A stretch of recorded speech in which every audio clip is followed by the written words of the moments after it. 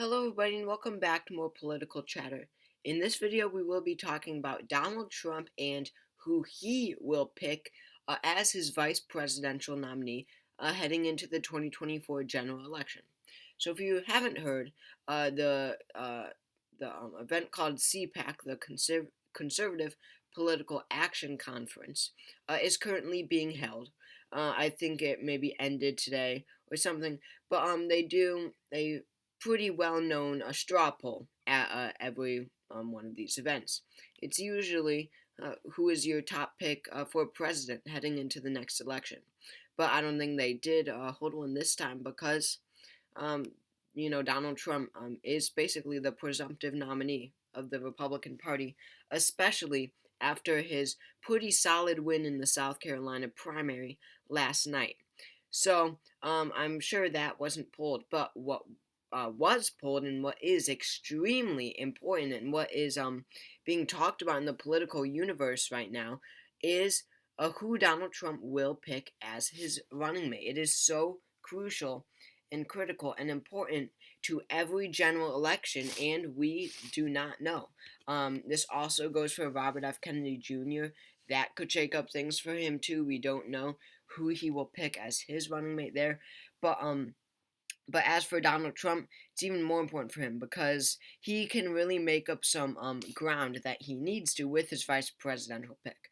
I mean, we already have the Democratic ticket. It's Biden and Harris, if assuming Biden is the nominee. But I mean, Harris will be his vice president if Biden is nominated. So we know how things are going for them. But Donald Trump can really gain from a very good VP pick.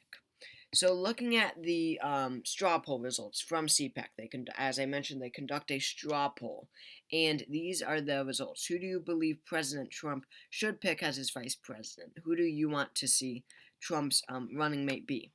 And we had a tie for first, that being Kristi Noem and Vivek Ramaswamy. So, Vivek Ramaswamy doesn't surprise me, right? I mean, this CPAC event is something that very conservative politicians go to. Not really, not really middle of the stream, mainstream kind of guys. It's more on the how do I say this?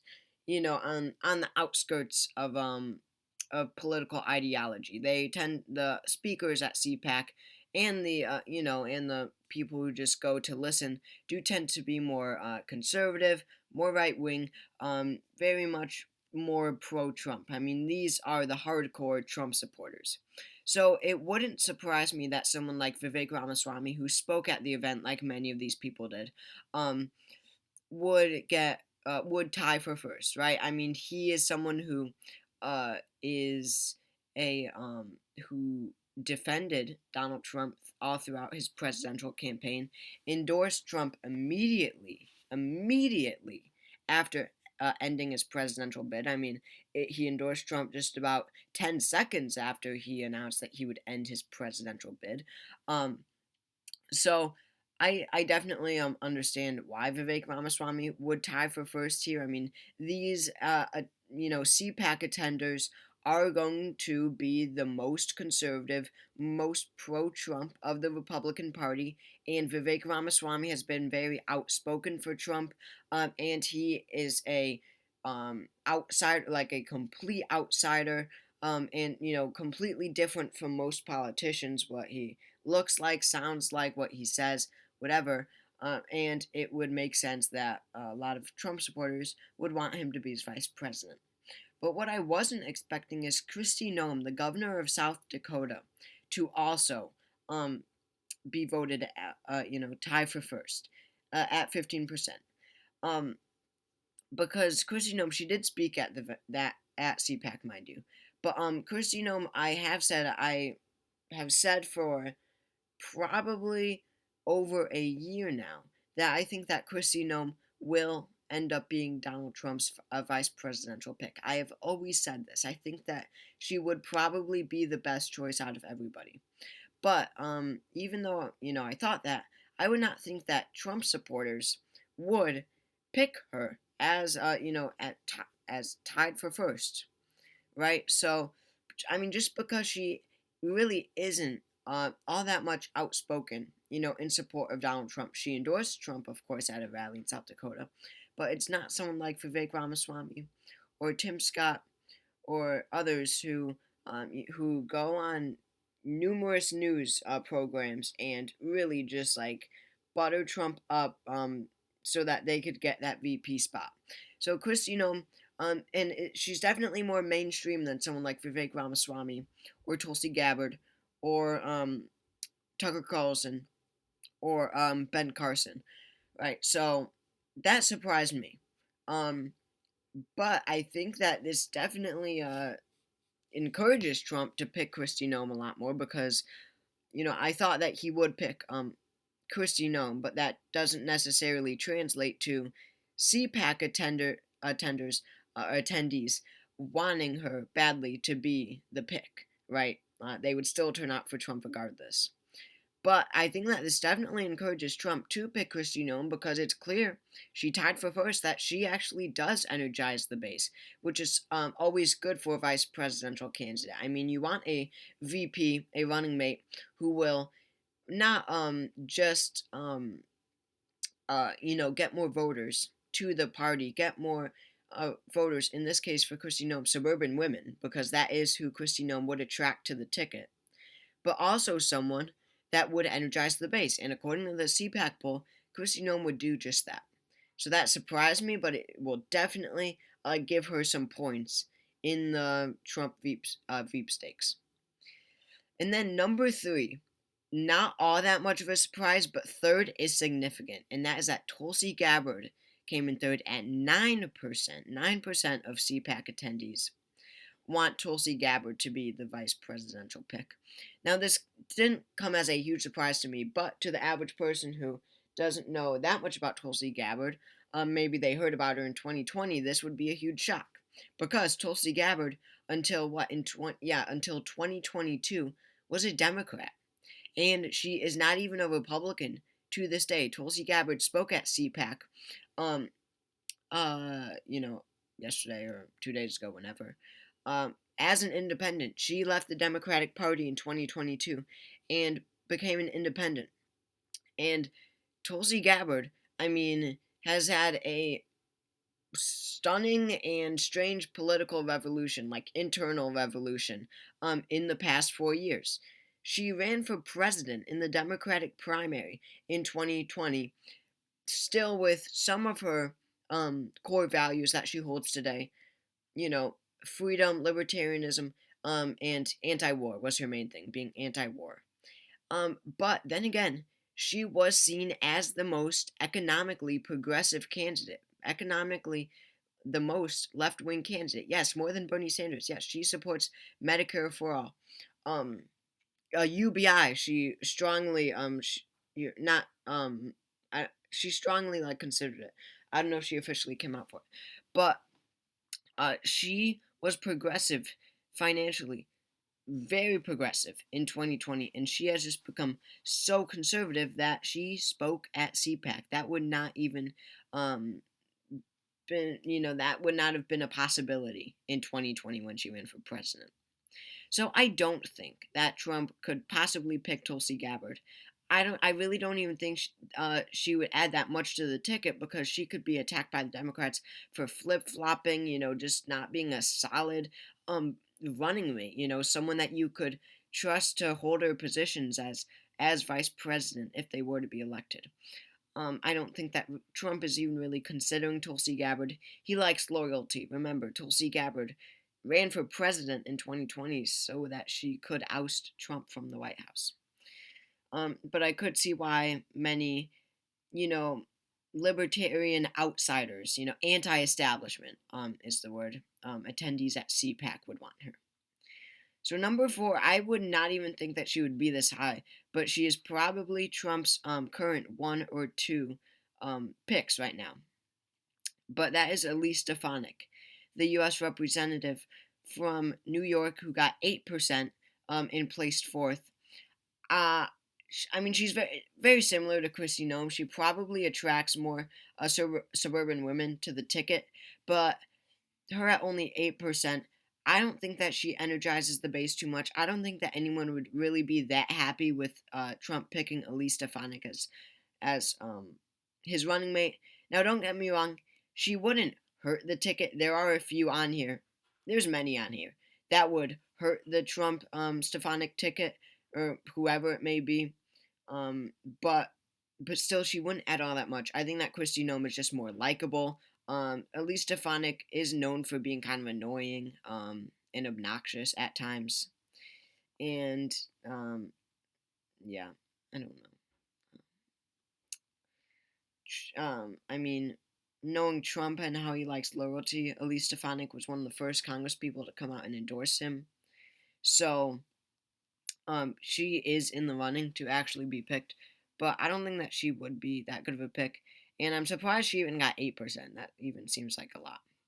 So next we have Tim Scott, who really, I mean, Trump just, I mean, I won't go into my personal opinions here, but Tim Scott has completely, literally changed his personality in order to get picked as Trump's running mate. I mean, he was the least energetic guy during his presidential campaign, but once he drops out and endorses Trump, then he is full of energy, ready to campaign with Trump. Wants that VP spot so badly, and it is so obvious. I mean, he is going on, news programs, again, buttering Trump up. He wants that VP slot so bad, and and then Trump just humiliates him at these rallies that they're both at. Saying what I just said, how Tim Scott had no energy during his campaign. He's like, "Oh, what happened to this Tim Scott guy?" And then Tim Scott, you know, clearly internally hurt by that, just goes on and continues to butter Trump up. So Tim Scott, I definitely think is being considered by Trump, and he would be a good pick. African American, as you can see, let's see. So the first 1, 2, 3, 4, 5, 6, 7, 8, 9, the first or the top 9 candidates in this, and let's see, of the total 3, 6, 9, 12, 14. Only, let's see, 1, 2, 3, 4 are white men. A third are white men, which is unheard of. But the all the way Kristi Noem to Ben Carson, the top, what did I say? 3, 6, 7, 8. The top 8 candidates that were picked at CPAC were all women or people of color. So I mean, you know, where they're going with this. Donald Trump and the Republicans are not picking a white man this year. I mean, that has become obvious, and whatever. I mean, you can figure out why they have become seen as the party of the elites, and they are trying to change that narrative, kind of. So Trump is going to either pick a woman or a person of color or a man of color, if it's not a woman, as his running mate. And we know one thing for certain when it comes to Trump's VP pick, and that is that he will either pick a woman or a man of color. That is certain. So Tim Scott, Byron Donalds is a U.S. representative from Florida, very likable, or very much liked from that Trump base. He spoke at CPAC. He definitely energizes that base. I don't think he would add too much to the ticket though, because he has said some very controversial things. But he is young. He could campaign. Maybe he would add something to the ticket. And then Kari Lake and Byron Donalds is a man of color, by the way. Kari Lake, woman, obviously, pulled at 6%. What's that? She got 7th. I mean, again, CPAC is just full of the hardest core Trump supporters. Kari Lake, failed gubernatorial candidate. She would be a horrible pick for vice president. I mean, Trump would never pick her. But some of the things that she has said, the Democrats would just slam the ticket for. Ben Carson, probably not being picked. Man of color. He ran for president in 2016. He would hurt the ticket so bad. No personality. Seems pretty dumb. Looks like he's falling asleep at events. Ron DeSantis, the first white male that we see on this list, which is definitely stunning. Where we have gotten. I mean, these are CPAC attendees, mind you, and Ron DeSantis is the first white man and on this list, and he has pulled at tied for 8th. So, yeah, he's at 5%. He won't be picked. Unlikable. He wouldn't add anything to the ticket.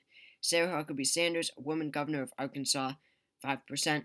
Tucker Carlson will never be picked.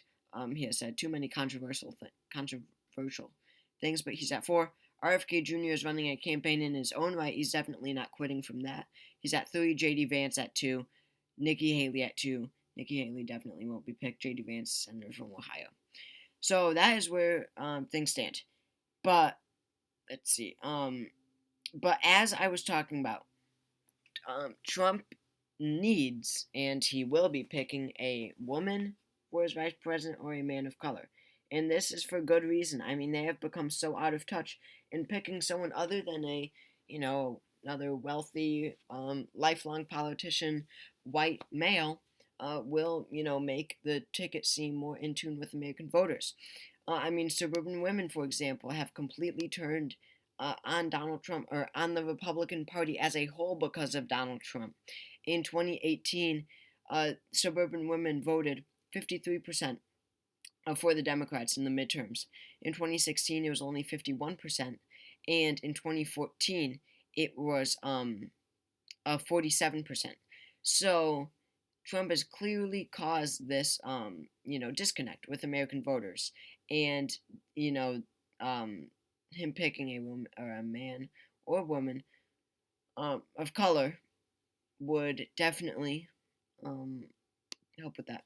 But more than, I was talking about what that means for the 2024 election, but going further than that, it actually will affect this 2028 election so much, because once a vice presidential candidate is picked for one election, then they immediately, that moment that they are picked as vice president, nominated for vice president, that moment, whether they win the general election or lose the general election, they immediately become the top contender for the following election. So you can see the correlation between this list and the potential 2028 candidates.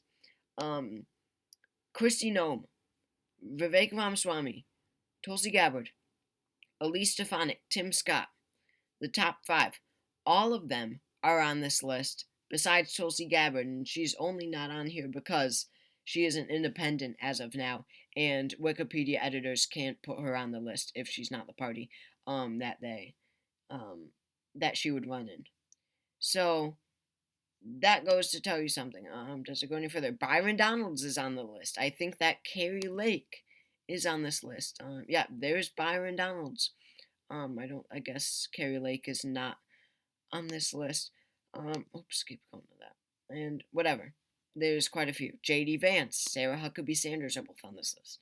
So whoever it is, whether it's Kristi Noem, whether it is Byron Donalds, whether it is Sarah Huckabee Sanders, whether it is Vivek Ramaswamy, they immediately become that natural Republican frontrunner heading into 2028. Obviously, that could change, but the 2028 election begins when Donald Trump picks his running mate. And a lot of these people probably want to become or want to be picked as Trump's running mate, just so that they could have a good position heading into 2028. Tim Scott, I definitely believe, does. Kristi Noem, I think, has presidential ambitions. Vivek Ramaswamy, he's still young, etc. So thank you all for watching this video. Make sure you go ahead and subscribe, and I will see you all later.